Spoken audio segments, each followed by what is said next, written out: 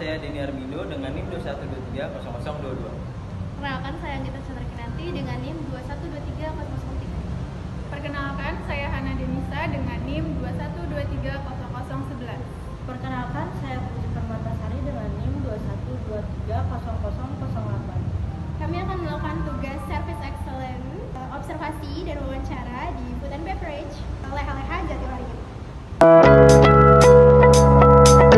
Selamat siang Kak, atas nama siapa? Cici. Kak Cici ya. Terima kasih sudah menyempatkan waktu untuk observasi dan wawancara. Jadi kita langsung aja ya Kak. Jadi di sini ada pertanyaannya, bagaimana perusahaan menanggapi keluhan dan apakah ada cara khusus untuk mengumpulkan umpan balik? Keluhan pasti ada. Pasti ada. Semua coffee shop atau restoran pasti ada keluhan. Sebelumnya kita itu ada khusus penanganan keluhan kan. Jadi di kasir itu ada kertas kosong. Iya. Jadi kalau customer ada keluhan-keluhan bisa ditulis di kertas atau langsung komplain ke kasirnya juga bisa.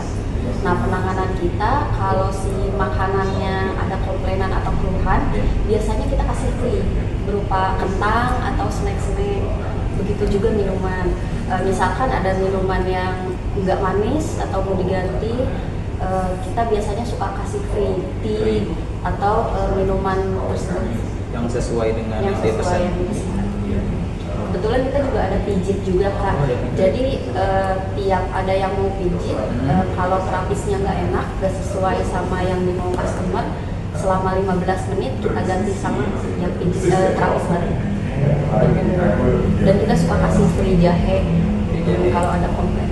Karena menurut aku itu berpengaruh besar sih komplain. Baik, makasih kan. Untuk selanjutnya, bisakah ceritakan contoh perubahan dan inovasi yang dilakukan sebagai bagian dari perbaikan pelayanan? Menurut aku pelayanan sih nomor satu. Selain kita harus konsisten di rasa makanan atau minuman, pelayanan nomor satu. Misalkan ada customer yang datang ke sini bersikap ramah, bersikap baik, menanyakan harinya gimana atau menanyakan keadaannya gitu. Itu berpengaruh sekali bikin customer nyaman, itu enak sih Kak. Jadi buat customer nyaman tuh diprioritasin nomor satu. Nomor satu Service excellence di mana? dari sikap ramah ataupun dari pelayanan kita. Untuk pertanyaannya selanjutnya itu, adakah sistem atau pelatihan khusus untuk menjaga konsistensi perusahaan? Kayak apa tuh? Buat karyawannya gitu. Iya. Ada.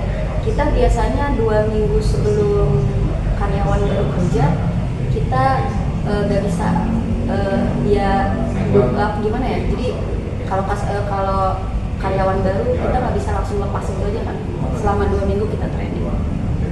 Trainingnya dalam jangka waktu berapa tuh? 2 minggu. 2 minggu ya? Jadi kita nggak lepas.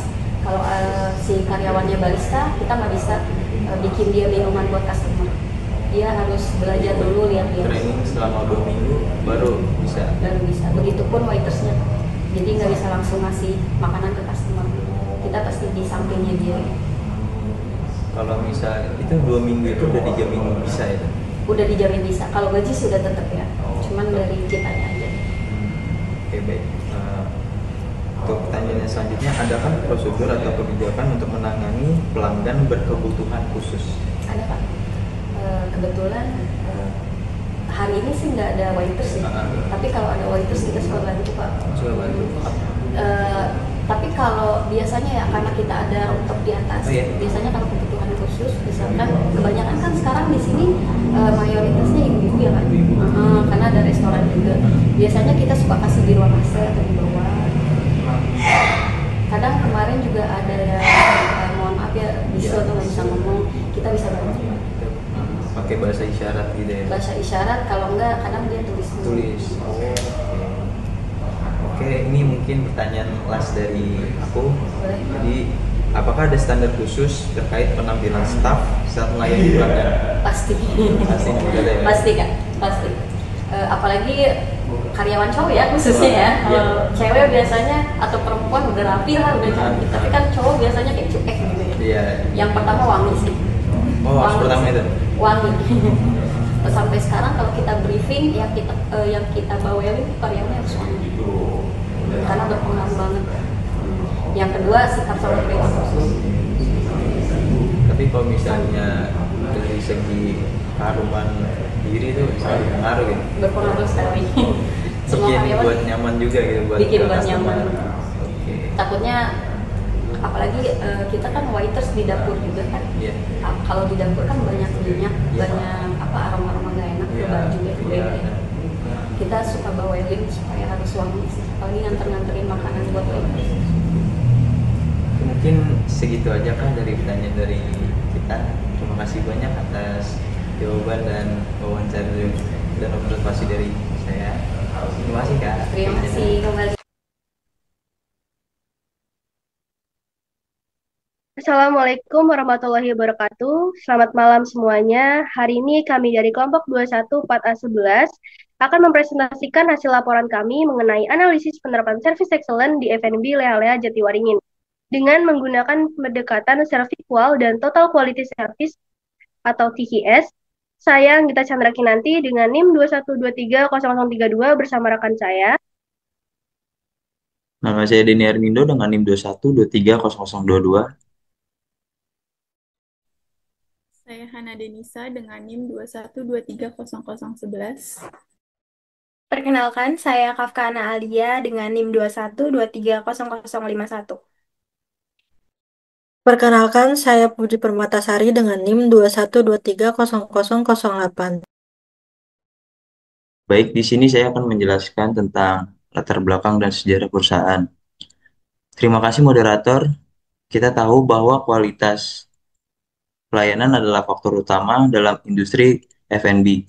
F&B Leha-Leha Jatiwaringin telah beroperasi sejak 2019 dengan konsep makan santai seperti di rumah.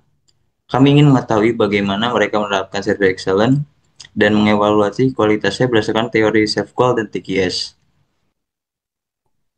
Model Serviqual memiliki 5 dimensi utama, yaitu tangibles, reliability, responsiveness, assurance, dan empati yang menentukan kepuasan pelanggan. Sementara itu, TQS lebih berfokus pada pendekatan manajerial dengan 5 prinsip. Yang pertama, fokus pada pelanggan. Yang kedua, keterlibatan total staff. Yang ketiga, pengukuran kualitas. Yang keempat, sistem pendukung. Dan yang terakhir, perbaikan berkelanjutan. Dengan menggabungkan kedua pendekatan ini, kita dapat melihat bagaimana Leha-Leha membentuk pengalaman layanan terbaik bagi pelanggan. Dari hasil penelitian, kami menemukan bahwa Leha-Leha memiliki mekanisme penanganan keluhan pelanggan yang baik, seperti pemberian kompensasi berupa free snack atau minuman. Selain itu, mereka menerapkan training selama 2 minggu sebelum karyawan diperbolehkan melayani pelanggan langsung. Keunggulan lain terlihat pada aspek empati, di mana mereka memperhatikan pelanggan dengan kebutuhan khusus serta mengutamakan keramahan staf. Namun ada beberapa tantangan yang ditemukan, seperti peningkatan daya tanggap pada jam sibuk dan perlunya standarisasi prosedur pelayanan yang lebih terstruktur. Untuk meningkatkan pelayanan, perusahaan berencana menyusun SOP tertulis, menambah jumlah staf saat jam sibuk, serta menyelenggarakan pelatihan berkala. Kami juga merekomendasikan kotak saran dan survei pelanggan sebagai alat evaluasi berkelanjutan dan mendorong digitalisasi sistem layanan guna meningkatkan efisiensi.